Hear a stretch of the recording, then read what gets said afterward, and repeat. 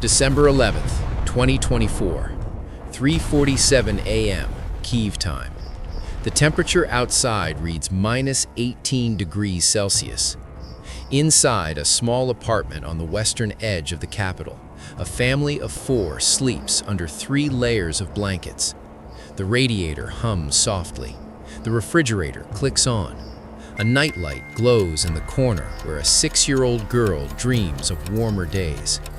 In exactly 4 minutes and 12 seconds, that hum will stop, that glow will vanish, and that family, along with 2.7 million others across Ukraine, will wake up to a darkness colder than anything the winter itself could deliver. Because tonight, Moscow isn't just fighting soldiers, it's fighting thermostats, light bulbs, and the very will of a nation that dared to survive. Like, subscribe, and stay with us, because what unfolds in the next 8 hours will redefine how wars are won in the 21st century. 3 weeks earlier, November 19th, a conference room deep inside the Ukrainian Ministry of Energy. The mood is tense but focused. Engineers, military advisors, and government officials huddle around a map covered in red circles. Each circle represents a critical node in Ukraine's power grid. Substations, transformers, distribution hubs, the entire nervous system of a modern society laid bare on a single sheet of paper. One advisor leans forward and taps a cluster of circles near Dnipro. If they hit these 3 simultaneously, we lose 40% of the eastern grid.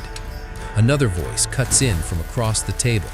They won't, it's too obvious. They'll go for the western corridors first, cut off the imports from Poland and Slovakia.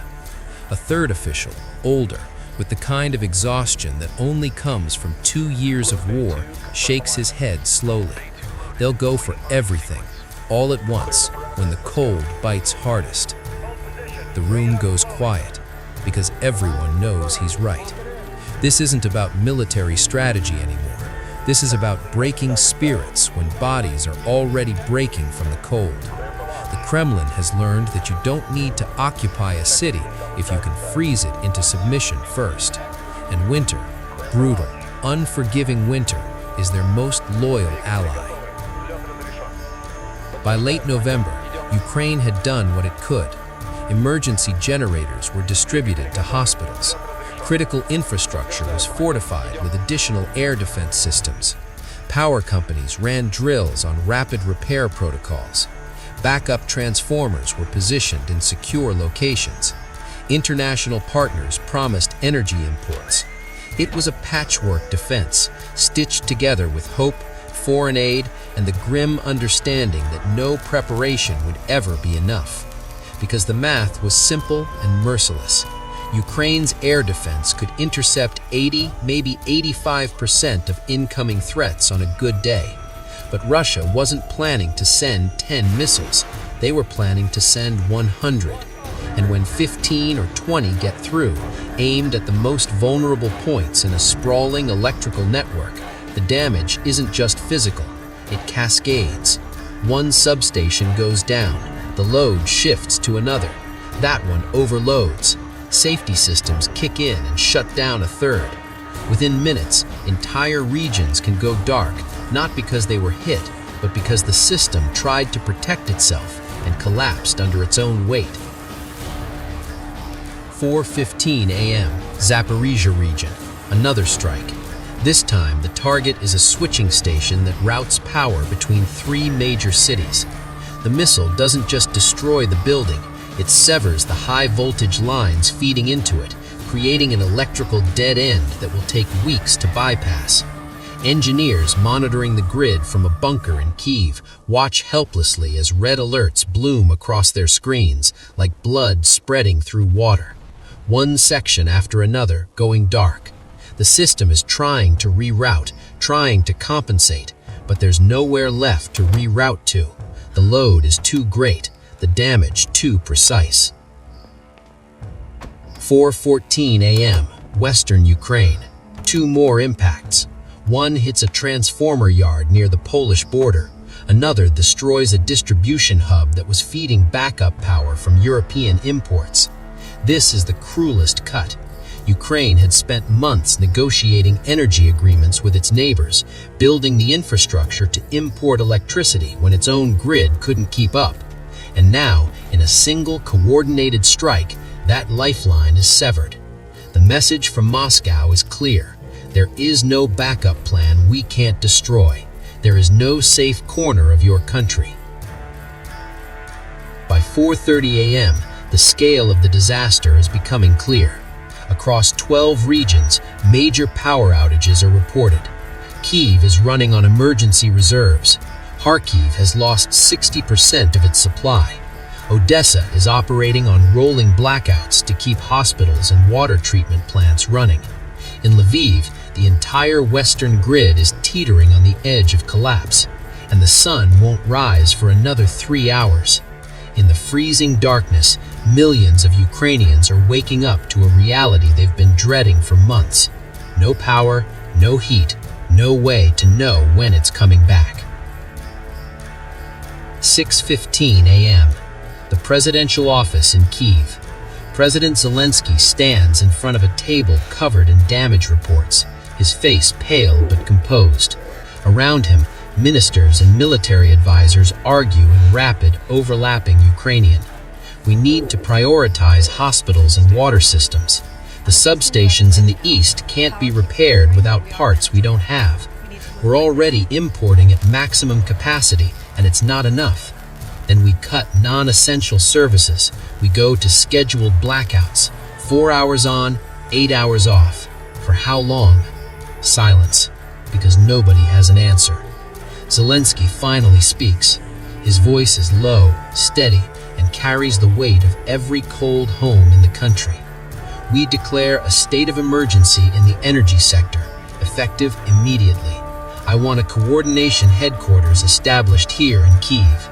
Every repair crew, every generator, every kilowatt of imported power goes through that headquarters. No delays, no bureaucracy. If a hospital needs power, it gets power. If a city needs heat, it gets heat. We will survive this. We have no other option.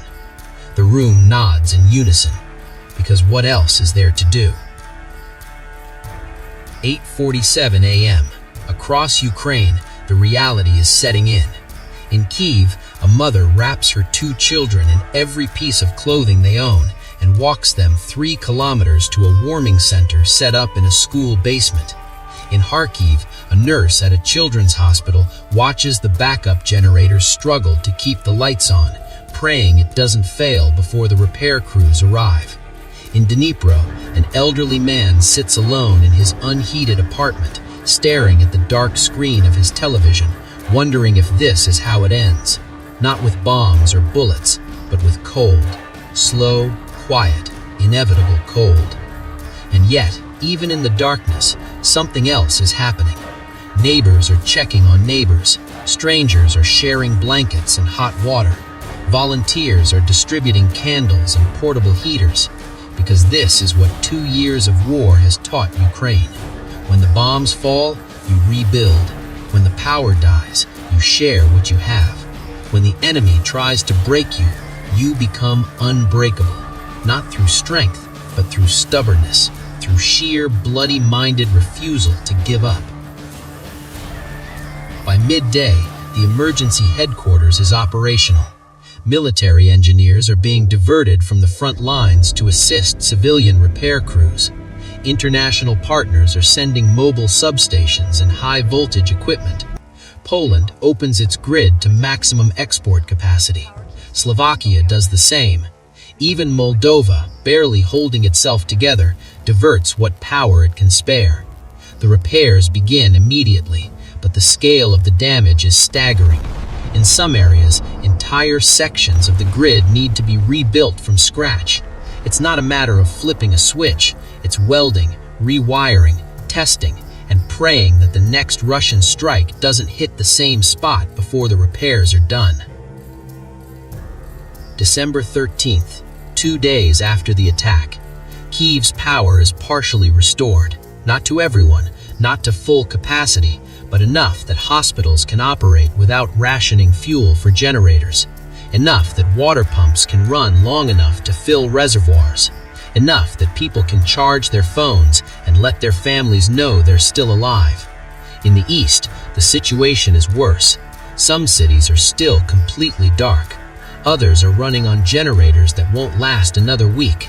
But the repair crews are working around the clock, 18-hour shifts in sub-zero temperatures, welding connections by floodlight, hauling equipment through snow-covered roads that weren't designed for this kind of traffic.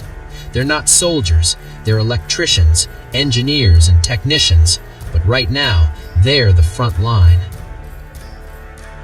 December 18th, 1 week after the attack. Ukraine's energy minister holds a press conference. The numbers are grim.